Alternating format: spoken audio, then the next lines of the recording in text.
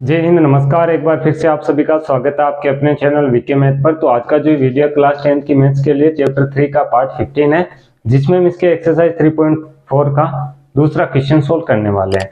इससे पहले के वीडियो में हमने इसका पहला क्वेश्चन सोल्व किया है, तो अगर इससे पहले के वीडियो आप देखना चाहते हैं तो यहाँ प्लेलिस्ट का लिंक दिया गया है, वहां पर क्लिक करके सभी वीडियो आप स्टेप बाय स्टेप देख सकते हैं। चलिए आज के इस वीडियो को शुरू करते हैं। यहाँ पर हम एक्सरसाइज 3.4 का दूसरा क्वेश्चन लेते हैं और उसे सोल्व करते हैं। तो यहाँ पर जो इसका सेकंड क्वेश्चन है उसमें हमें दिया गया है कि निम्न समस्याओं के रैखिक समीकरण युग्म बनाइए और इन्हें विलोपन विधि से हल कीजिए। तो यहाँ पर दोस्तों जो इसका पहला पॉइंट है उसमें हमें दिया गया क्वेश्चन कुछ इस प्रकार से है। यदि हम अंश में एक जोड़ दें तथा हर में से एक घटा दें तो भिन्न एक में बदल जाती है। यदि हर में एक जोड़ दें तो यह 1/2 हो जाती है। वह भिन्न क्या है? तो यहाँ पर देखिए क्वेश्चन को हल करने का मेथड क्या रहेगा। यहाँ पर जो भिन्न हमें दी गई है उसे हम मान लेंगे कि माना कि भिन्न जो है x/y है, यानी कि भिन्न का जो अंश है वह x है और जो भिन्न का हर है वह y है। तो यहाँ पर हम लिख देते हैं माना कि भिन्न का अंश, जो यहाँ पर दोस्तों हम x मान लेते हैं, और इसका भिन्न का जो हर है उसे हम y मान लेते हैं। तो यहाँ पर जो हमारी अभिष्ट भिन्न है, भिन्न क्या हो जाएगी? x/y हो जाएगी।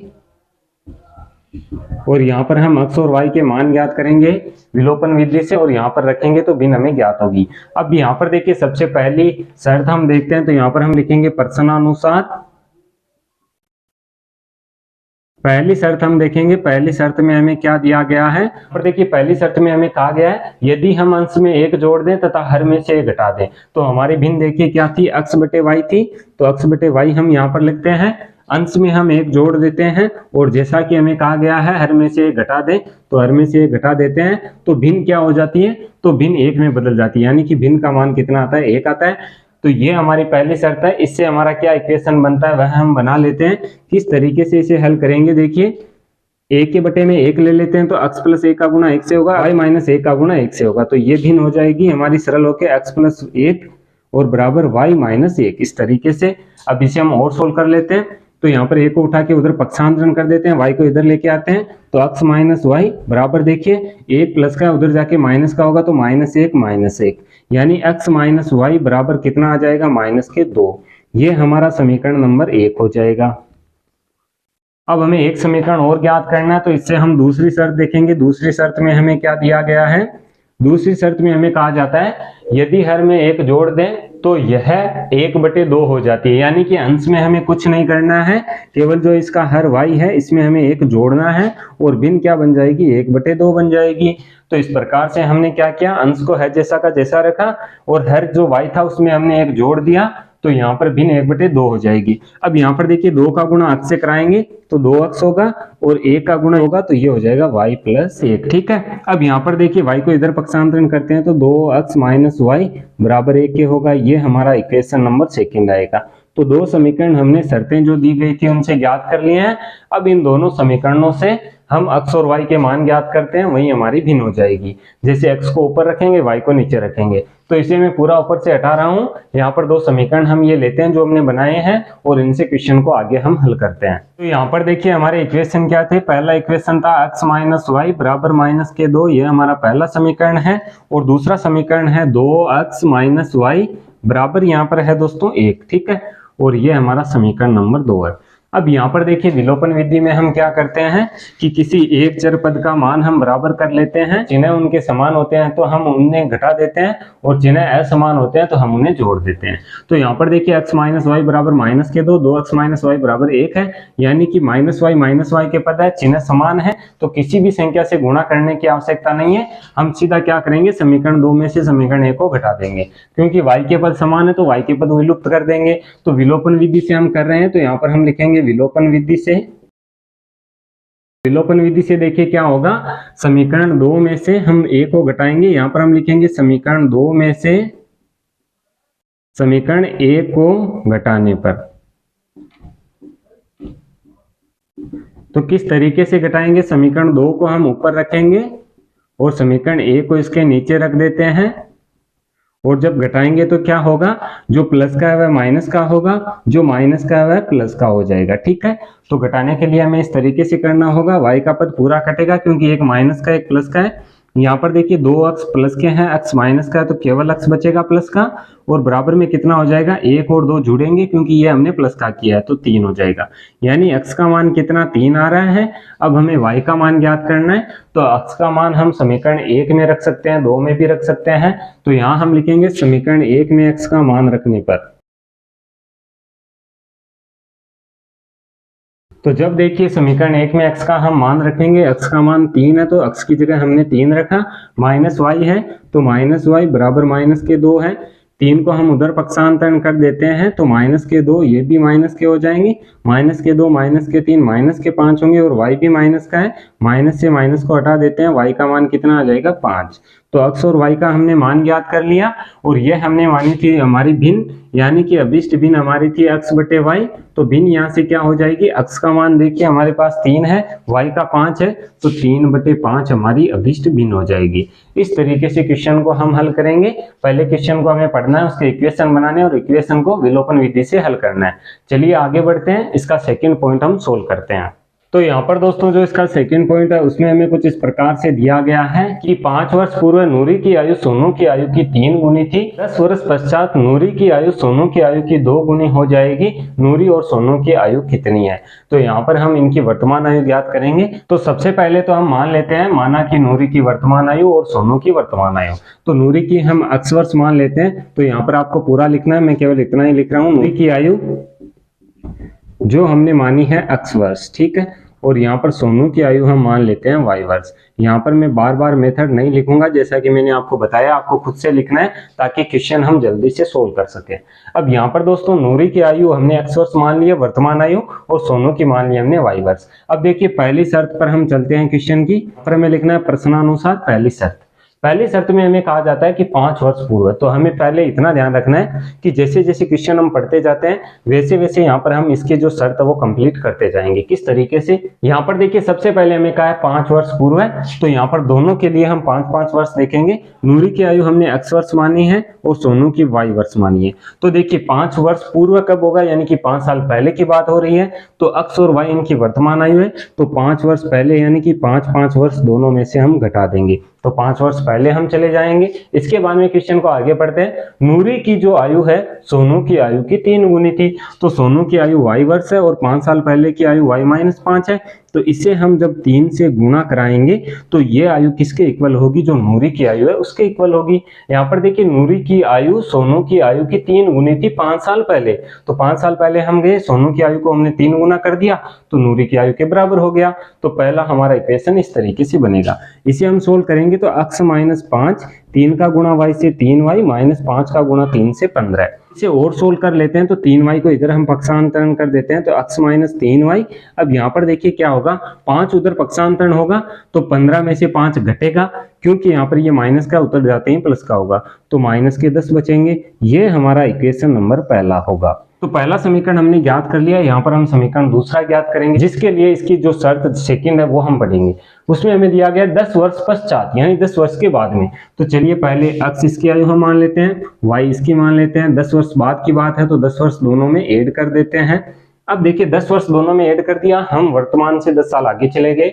अब हमें कहा जाता है 10 वर्ष पश्चात नूरी की आयु ये है, सोनू की आयु की 2 गुनी रह जाएगी या 2 गुनी हो जाएगी।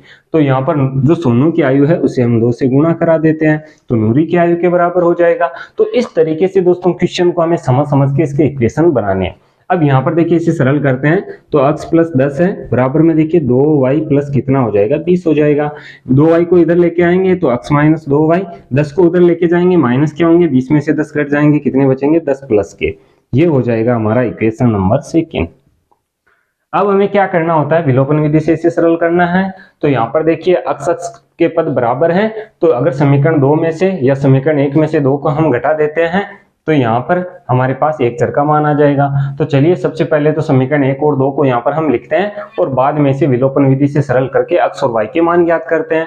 तो x का जो मान होगा वह नूरी की आयु होगी, y का जो मान होगा वह सोनू की आयु होगी। चलिए आगे क्वेश्चन को हल करते हैं। तो यहाँ पर दोस्तों हमने समीकरण 1 और समीकरण 2 को लिख दिया है। अब हमें क्या करना होता है विलोपन विधि में, यहाँ पर हमें समीकरण 2 में से 1 को घटाना होता है या 1 में से 2 को, किसी को भी आप घटा सकते हैं। तो यहाँ पर हम क्या करते हैं, समीकरण 1 में से समीकरण 2 को घटा देते हैं। यहाँ पर देखिए जो अक्ष वाला चर है उसके चिन्ह समान है तो हमें घटाना होगा, अगर चिन्ह असमान होते हैं तो वहां पर हम जोड़ सकते हैं। घटाएंगे तो देखिए यहाँ पर मैं सीधा लिख रहा हूँ, आपको पूरा लिखना है। समीकरण 1 में से समीकरण 2 को घटाने पर बाद में समीकरण 1 को ऊपर, समीकरण 2 को नीचे और बाद में चिन्ह आप चेंज करेंगे। तो ये प्लस का माइनस होगा, ये माइनस से प्लस होगा, ये भी माइनस हो जाएगा, अक्ष का पद कटेगा। अब यहाँ पर देखिए 3y है जो माइनस के हैं और 2y है जो प्लस के हैं, तो यहाँ पर ये घटेंगे, यानी कि 3y में से 2y घटेंगे, माइनस के y बचेंगे क्योंकि 3y है जो माइनस के हैं।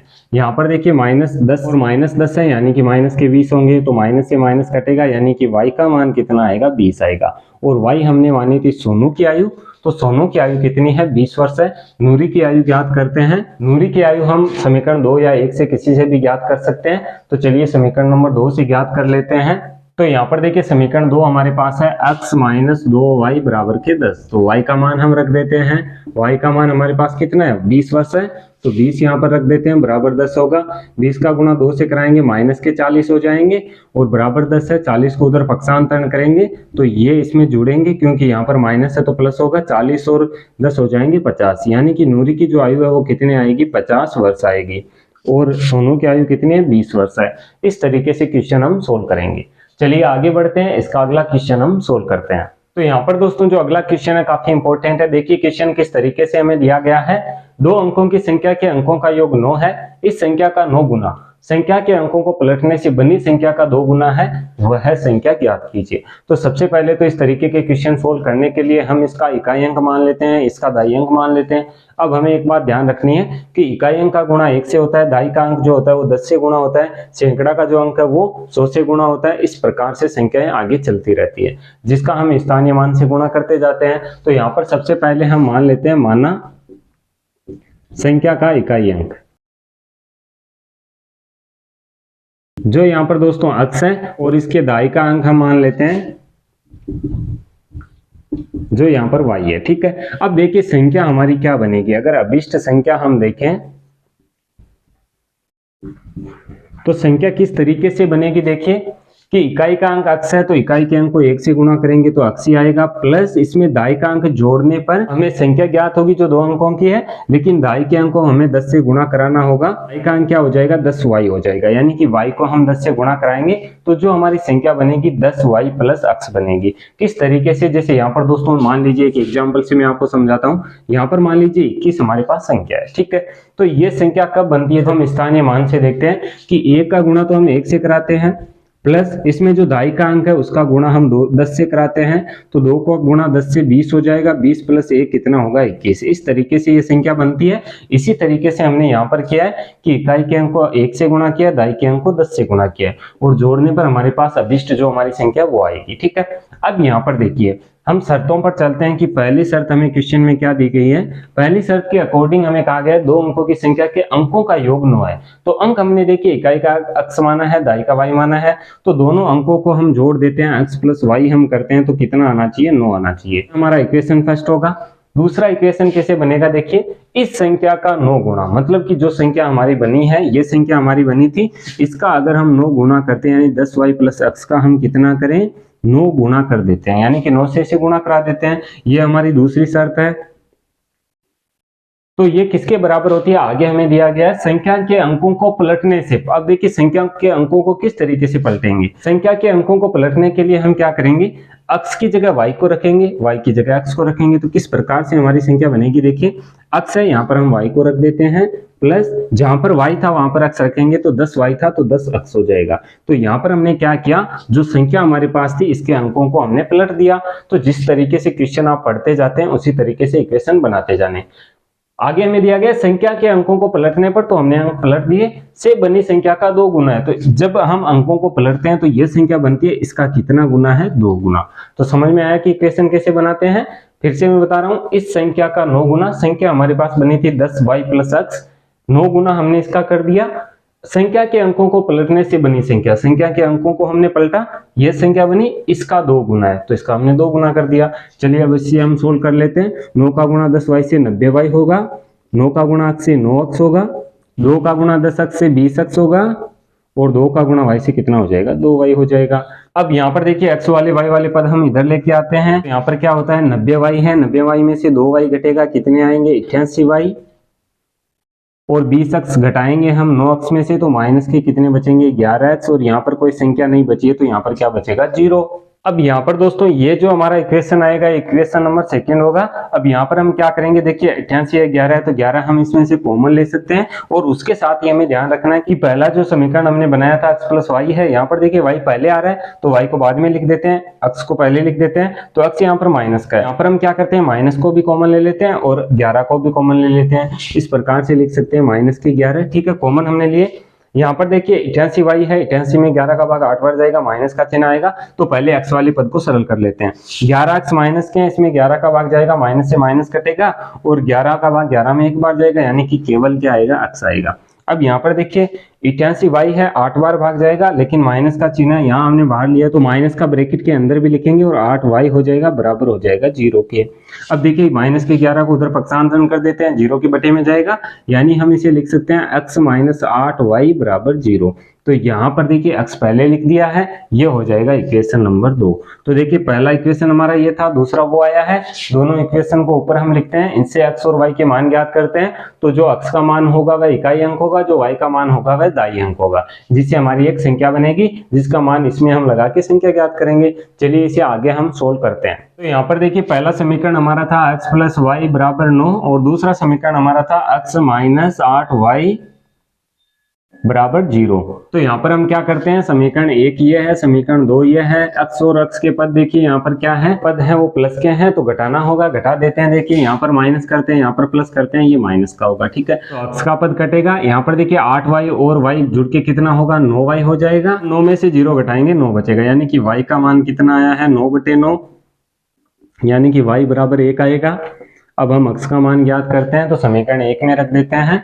समीकरण 1 हमारा है x प्लस वाई बराबर 9, मान है समीकरण 1 में हम लगा देते हैं, तो यहाँ पर देखिए x प्लस वाई आएगा, का मान 1 रखेंगे बराबर 9 होगा, x बराबर देखिए 1 को उधर पक्षांतरण करते हैं, 9 में से 1 घटेगा, x का मान कितना आएगा 8 आएगा। यहाँ पर देखिए इकाई अंक हमारा x था, दाई इकाई अंक y था, संख्या हमारी किस तरीके से थी 10y प्लस x था, का मान हम लिखेंगे प्लस, यहाँ पर देखिए y का मान 1 गुणा 10 हम करेंगे तो 10 प्लस 8 कितना हो जाएगा 18 हो जाएगा, ठीक है। इस तरीके से हमारी जो संख्या 18 है, पर देखिए जो क्वेश्चन हमने सोल्व किया है सही है हमारे आंसर या नहीं है चेक कर सकते हैं। पहली शर्त के अकॉर्डिंग हमें कहा गया था कि दोनों अंकों का योग 9 है, तो 8 और 1 को जोड़ते हैं 9 होता है। दूसरी शर्त में हमें कहा गया था कि जो संख्या हमें दी गई है उसका 9 गुना, यानी कि 18 का हम 9 गुना करें, बराबर होता है संख्या के अंकों को पलटने पर, तो अंक पलट देते हैं तो 8 आएगा दाई की जगह, 1 आएगा इकाई की जगह, इसका 2 गुना होता है। चलिए गुणा करा के देखते हैं, इसका गुणा हो जाएगा 162, और 18 का गुणा जब हम 9 से कराएंगे तो ये भी कितना होगा 162। तो इस तरीके से जो हमने क्वेश्चन सोल्व किया है वो सही है, और यहाँ पर हमारा आंसर है जो संख्या बनेगी वो क्या होगी 18। इस तरीके से क्वेश्चन हमें सोल्व करने हैं। उम्मीद करता हूँ कि ये वीडियो आपको पसंद आया होगा।